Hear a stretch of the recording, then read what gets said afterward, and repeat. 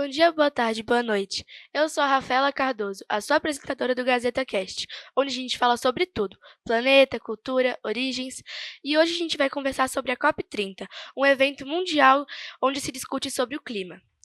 E hoje a gente vai ter a sorte de conversar com uma mãe que vai estar lá. Olá, meu nome é Bianca, eu sou aluna da terceira série e você é entrevistadora do Gazeta Cast hoje. A gente vai conversar para tentar entender melhor o que é a COP30, dizem as cartas da presidência e principalmente o que tudo isso tem a ver com a gente. As cartas da presidência falam sobre justiça e esperança, convidando a gente para um mutirão para agirmos juntos. Um mutirão a favor do planeta. E hoje a gente tem uma convidada muito especial, a mãe de dois alunos daqui do Colégio Sagrado, Isabela Mendes Gaia, a mãe dos estudantes Ana Beatriz Gaia, do sétimo ano C, e o Eduardo Gaia, do quarto ano C. Seja bem-vindo. Olá, pessoal, muito obrigada pelo convite. Antes de mais nada, eu gostaria de aproveitar a oportunidade de estar aqui, agradecer vocês que estão aqui, entrevistadoras junto comigo, a toda a equipe que está aqui nos bastidores, né, dizer que é uma iniciativa muito bacana essa iniciativa do Gazeta, e eu me sinto muito honrada de poder vir aqui falar com vocês. Então, eu sou a Isabela Gaia, eu sou a mãe da Ana Beatriz e do Eduardo, que estudam aqui na escola, eu sou gerente de difusão de tecnologias da Agência Brasileira de Desenvolvimento Industrial. Vou falar um pouquinho da nossa experiência e de como que vai ser essa nossa atividade na COP30. Meu nome é Ana Beatriz, né? Oxi, eu falei irmã. Filha da Isabela e irmã do Dudu. Olá, meu nome é Eduardo, filho da Isabela e irmã da Ana Beatriz. A COP30 não é só um evento político que acontece, e sim um momento especial, pessoal e de cidadania para todos. E para entender um pouquinho mais, eu vou fazer algumas perguntas para você, Isabela. A primeira é o que significa para você participar da COP30 como mãe e cidadã brasileira, e também o que te motivou a envolver com essas discussões sobre o clima.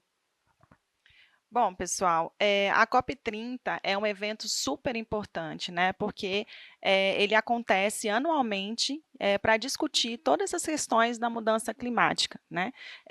Ele é organizado aí pelas Nações Unidas, né? A confederação que cuida das mudanças climáticas, né?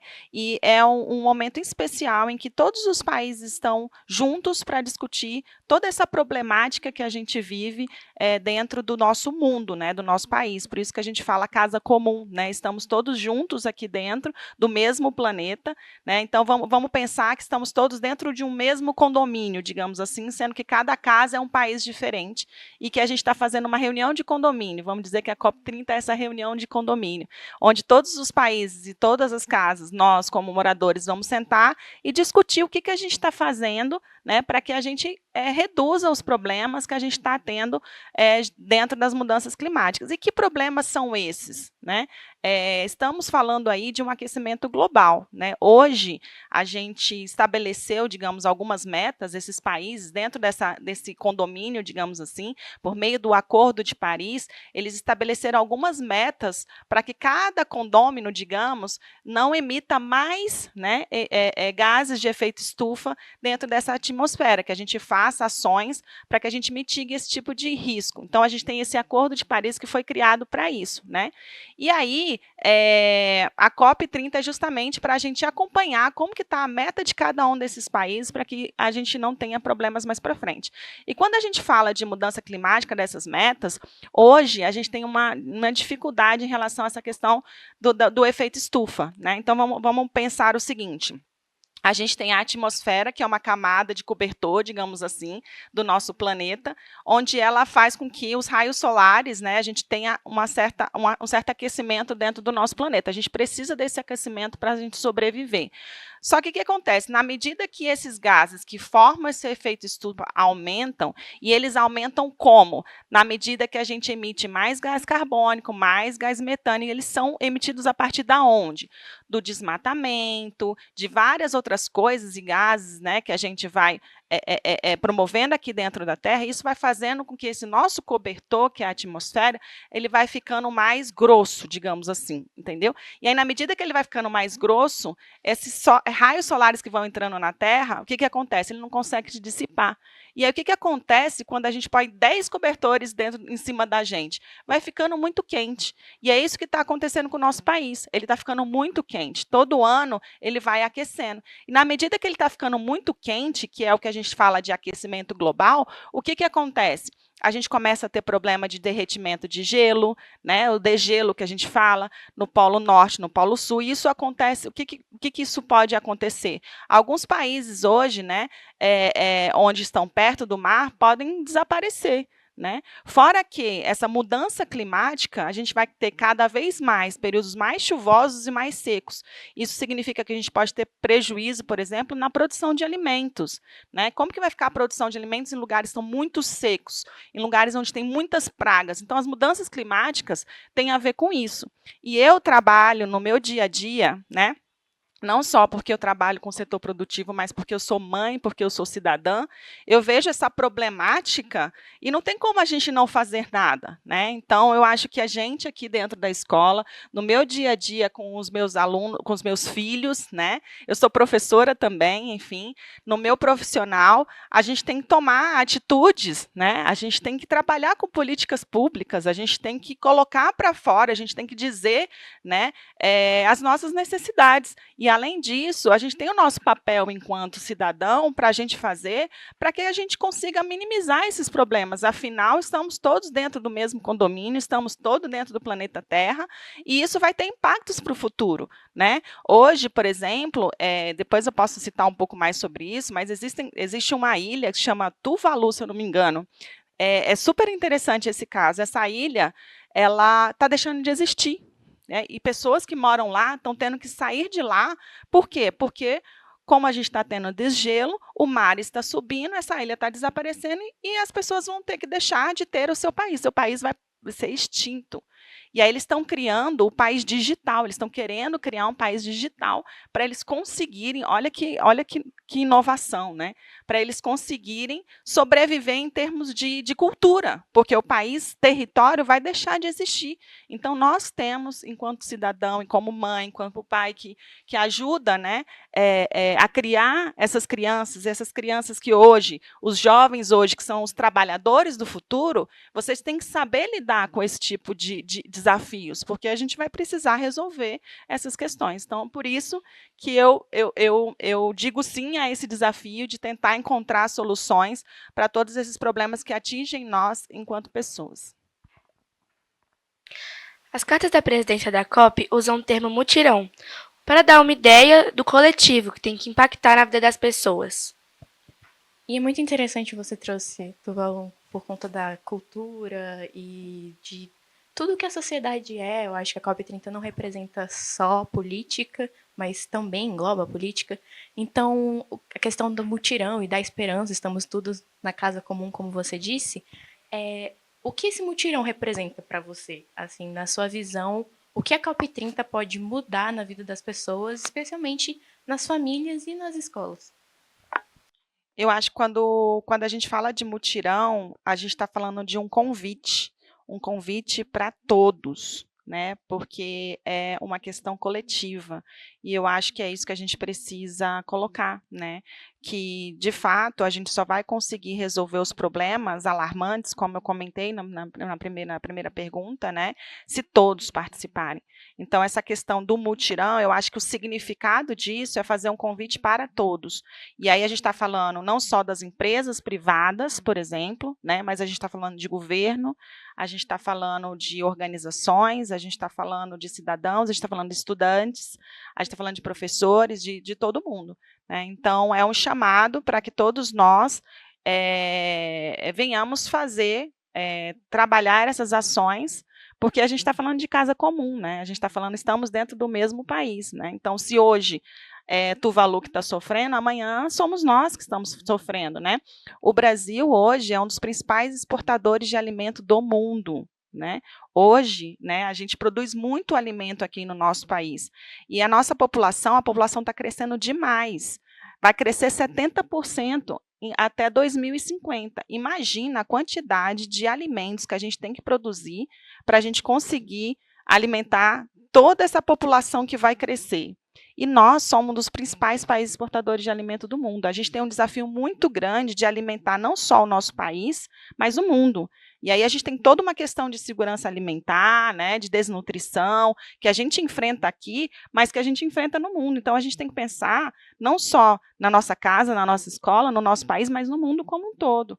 Então imagina a gente tendo problemas aí de secas no nosso país, né? E aí a gente não consegue produzir a quantidade de alimentos que a gente precisa produzir para o mundo inteiro. Então, tudo isso interfere no nosso dia a dia, né? No nosso futuro. Então, acho que esse mutirão é um convite, né? Para que todos nós estejamos juntos nessa caminhada por esses desafios. E é muito interessante o que você falou, porque a gente está vendo as consequências da emergência climática no nosso cotidiano. A gente pensa em Tuvalu, que é um país distante, mas reflete a coletividade. No Brasil mesmo, é um grande exportador de alimento, como você disse, mas teve o que aconteceu no Rio Grande do Sul, por exemplo. As temperaturas estão aumentando muito, então isso traz uma insegurança para todos nós, não só para Tuvalu, não só para qualquer outro país, mas um sentido de coletividade e um medo, um certo medo do futuro. Exatamente, acho que perfeita a sua lembrança do Rio Grande do Sul, né? Eu estive lá pessoalmente depois da tragédia e a gente vê a quantidade de pessoas que foram prejudicadas, né, por causa disso. Quantas pessoas não morreram? A gente tem alguns dados, né, da própria Nações Unidas, se eu não me engano, que acho que 150 mil pessoas morrem por ano por conta dessas questões, né?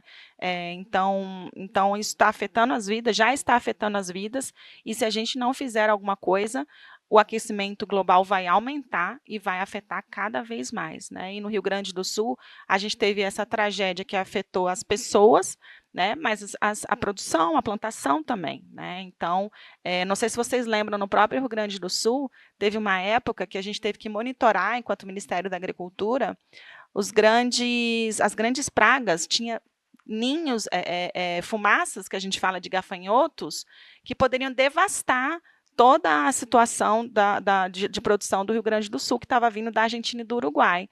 Então, tudo isso pode ser cada vez mais comum, né? Essas nuvens de gafanhoto que a gente fala, né? Esse enxame, digamos assim, porque que são aí, digamos assim, eles mais provável de acontecer se a gente não tomar atitudes, né? Então, bem lembrada essa questão do Rio Grande do Sul.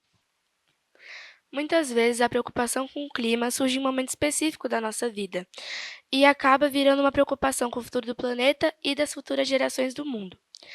E aí acaba se agravando para um propósito de vida. Bem, trazendo um pouco mais sobre o medo do futuro, as inseguranças, é claro que os adultos se preocupam muito em deixar um mundo bom para a gente, mas a juventude tem que se preocupar ainda mais porque vai ser um mundo que nós iremos viver nesse cotidiano e agora em diante. Então, eu gostaria de saber se tem algum momento pessoal que conectou vocês fortemente às causas climáticas, algum projeto aqui da escola, algum valor que vocês acharam interessante, o que vocês acham sobre isso? Então, aqui mesmo na escola, nós fazemos vários projetos sobre as mudanças climáticas, a preservação da biodiversidade, enfim, todos esses temas envolvidos.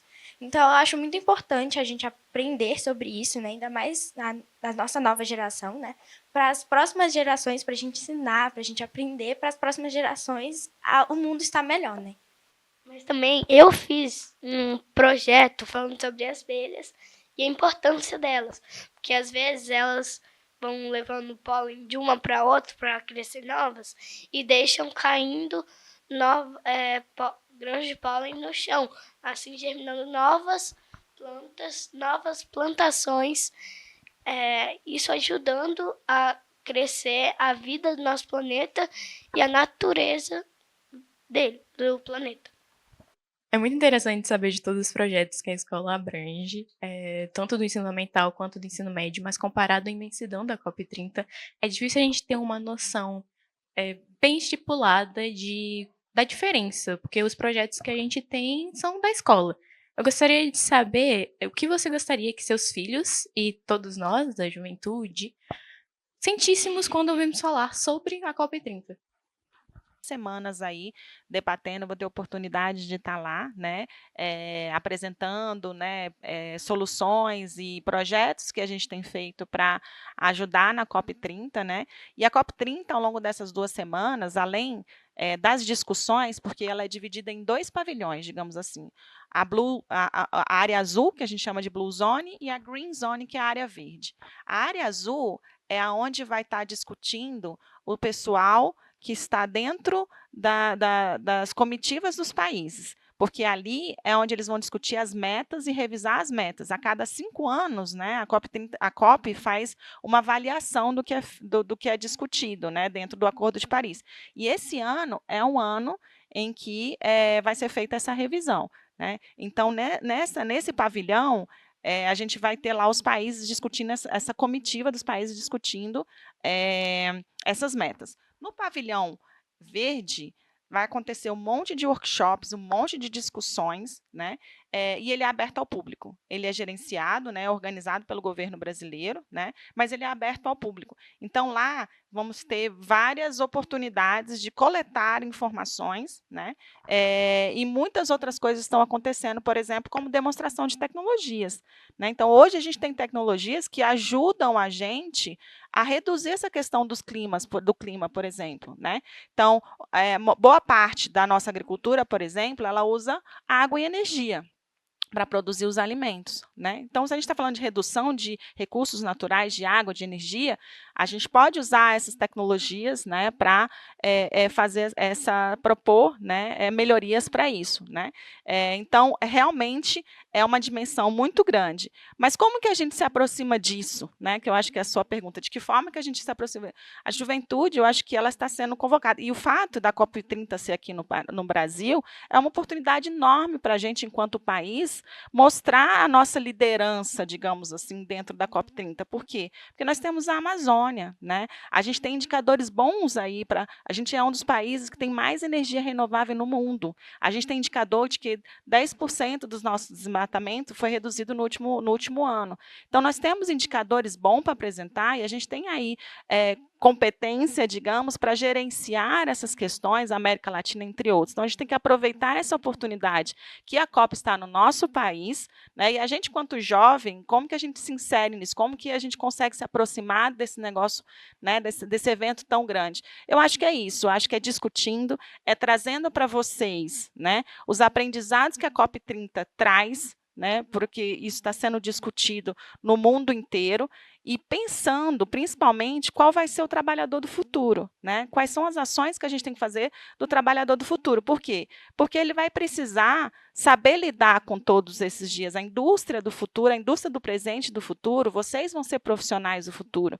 Né? A juventude vai ser profissional do futuro. Então, vocês precisam consumir e entender de que forma, né, vocês vão precisar se adaptar a essas necessidades, porque as coisas estão mudando, as tecnologias estão mudando. Vocês precisam se adaptar e adequar essas tecnologias.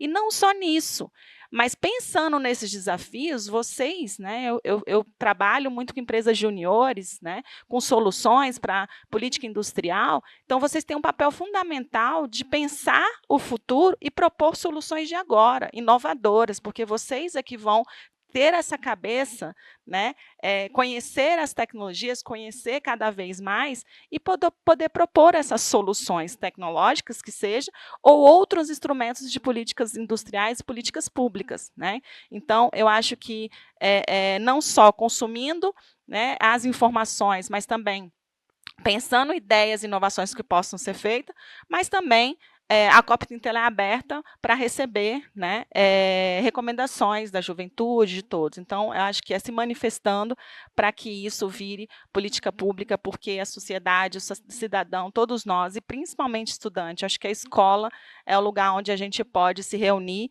e cada vez mais fazer essas propostas de uma forma coletiva. Uma coisa que eu achei muito interessante no que a senhora falou foi o fato dos jovens poderem participar. E eu gosto bastante aqui que no Sagrado teve um momento onde todas as turmas aqui conseguiram participar do GPIC, que foi uma experiência muito boa, que eu participei também. Eu estava justamente no grupo das mudanças climáticas. E foi uma experiência muito boa, porque às vezes a gente pensa que o problema ainda não está tão grave assim, que ainda tem tempo para sabe, não dá a mínima para o problema, mas ele está aumentando cada vez mais. E as enchentes, como teve a enchente do Rio Grande do Sul, as secas intensas que tem em algumas áreas do Nordeste. Então é uma coisa muito importante que às vezes não tem o valor que deve ser dado para essas causas.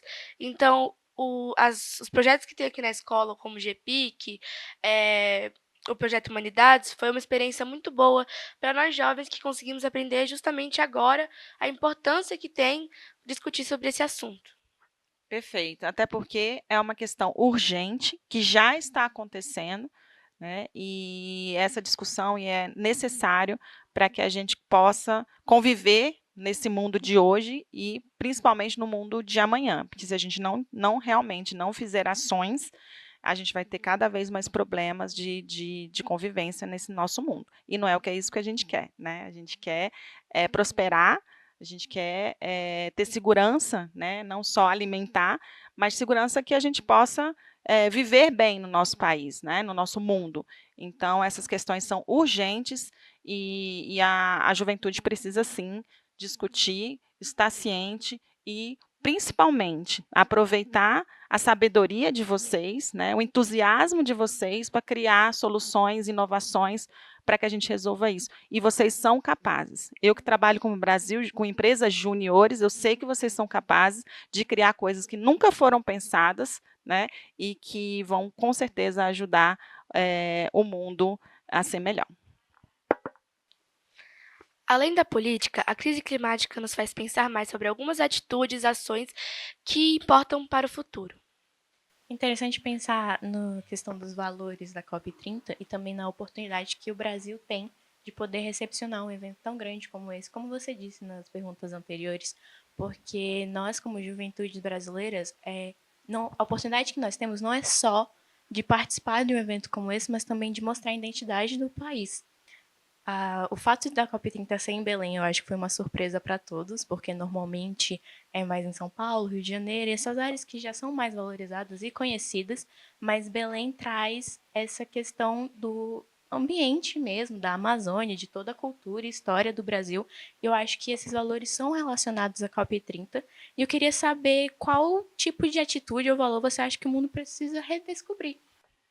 Quanto aos valores, acho que são vários valores, né? Acho que o principal seria a questão da solidariedade, da empatia, da sensibilização da importância, né? De que todos estejam ali conscientes, né? Da importância de se discutir isso, né? E definir ações efetivas e que essas ações sejam acompanhadas cada vez mais pelos nossos governantes, né, para que a gente possa sair do outro lado, porque também não adianta a gente só discutir, não acompanhar as ações e ver se os indicadores estão dando resultado, porque o que a gente precisa é de resultado, né? O que vai fazer mudar o aquecimento global é o resultado dessas ações de mitigação de problemas, né? Então, eu acho que a gente precisa ter essa consciência, essa sensibilização, e ao mesmo tempo, acho que a resiliência da gente ser forte e manter firme nessa missão, porque eu acho que é uma missão de todos. Mesmo sabendo da urgência e da importância que tem a COP30, na maioria das vezes as coisas não saem como a gente espera, porque são diversos fatores. São 200 países, como você disse, não depende só da gente. E eu gostaria de saber que imagem ou cena você espera ver no final da COP30, que você pense assim, todo o seu trabalho, todo o seu esforço, toda a dedicação, de valeu a pena tudo isso, aquele sentimento de realização, deu certo. Eu acho que, de um lado, seria a gente ter esse relatório, né, dos países finalizado, apontando as oportunidades e os desafios. Eu acho que a gente precisa dizer, né, por meio desse relatório, as coisas boas que foram feitas, ressaltar as coisas boas que foram feitas, mas, ao mesmo tempo, colocar os desafios que ainda existem, né, para que isso seja, como a gente estava comentando anteriormente, uma questão de consciência, né, para que a gente possa, a partir dessa COP30, demonstrar o que a mais precisa ser feito, e aí eu estou falando em relação aos governantes, né, do que os governantes precisam fazer, porque ainda há muito do que se fazer. Claro, temos metas, temos caminhos, né, sendo traçados, muitos países estão fazendo sua parte, mas muitos países não estão fazendo a sua parte. Então, ao final, do ponto de vista de governo, eu espero que esse relatório de avaliação final, ele nos mostre, nos aponte, não só as coisas boas, mas as coisas que ainda precisam ser melhoradas, né?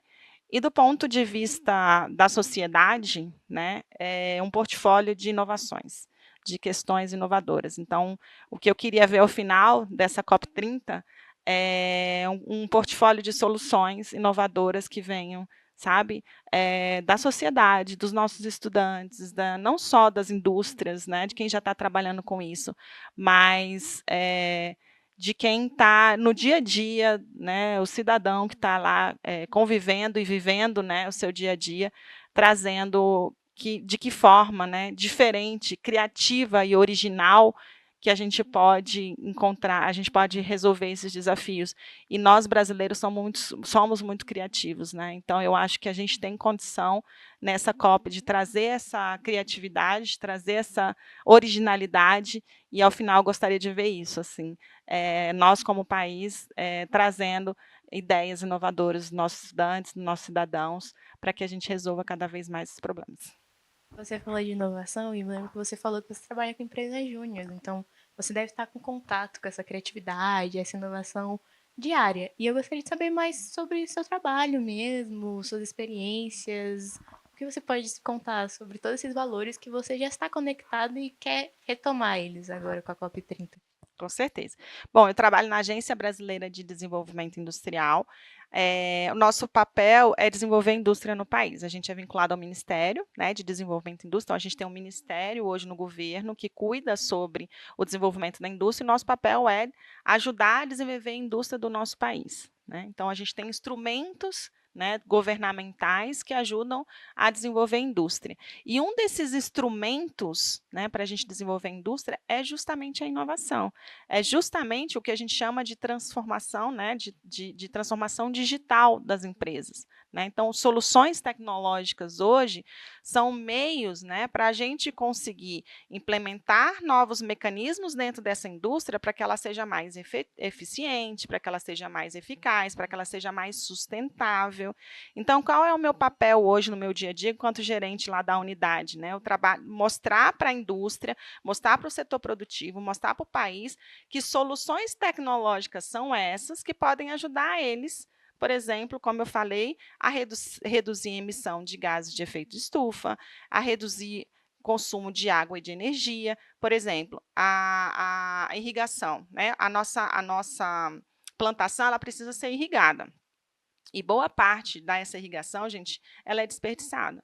Né? Por quê? Porque muitas vezes você não sabe quando e quanto você tem que irrigar, porque você não tem dados para saber qual o melhor momento para você irrigar, irriga mais, perde muita água e perde muita energia. Se eu tenho tecnologia ali que vai prever o clima, que vai avaliar como que está a condição do meu solo, se ele está bom, se não está bom, e me disparar e me dizer qual é o melhor momento de irrigar e o quanto que eu tenho que irrigar, eu vou irrigar bem menos e evitar que a gente desperdice água e energia, que são recursos do nosso mundo, né, do nosso planeta.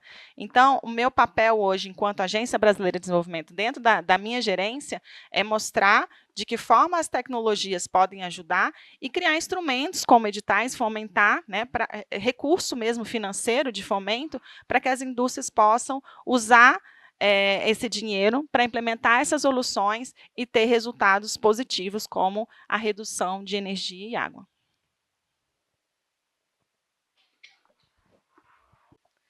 No final, a mensagem que nós deixamos é o que importa e também a esperança que cultivamos para quem está crescendo agora. E para poder encerrar nosso podcast, eu gostaria de saber qual mensagem vocês têm para a juventude e para quem acredita que esse futuro é possível.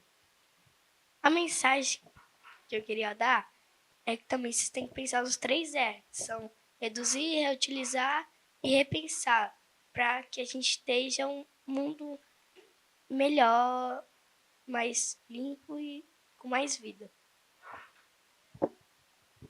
Eu acho que nós, enquanto adolescentes, jovens e futuras gerações também, Precisamos criar projetos e fazer outras ações também para que a gente possa cuidar do nosso planeta e, juntamente com o cuidado do nosso planeta, cuidar da gente também. Bom, e a minha mensagem final eu acho que é convidar a todos para debater, né, a esse debate, né, aproveitar que a COP30 está aqui e construir, né, acho que é construir, já que a gente está falando de mutirão, construir coletivamente. Eu acho que essa é a minha mensagem final, que a gente possa debater e construir coletivamente oportunidades para o nosso planeta.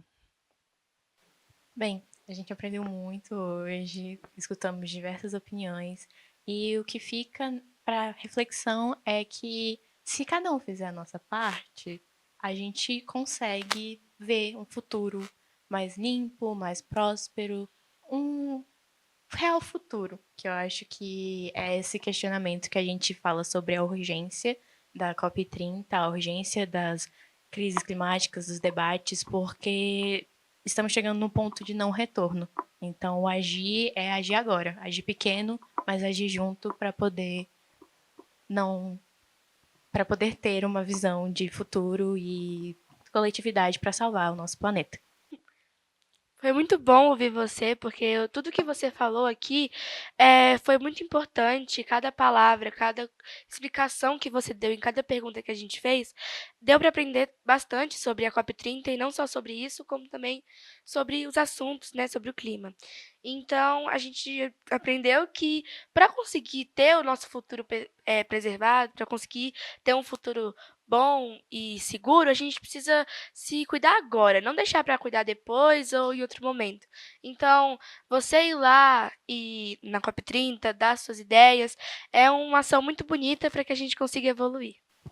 E, bem, você vai lá para a COP30 e a gente só queria te entregar um agradecimento para você. Muito obrigada por ter vindo ao podcast. Foi um prazer ter você aqui conosco.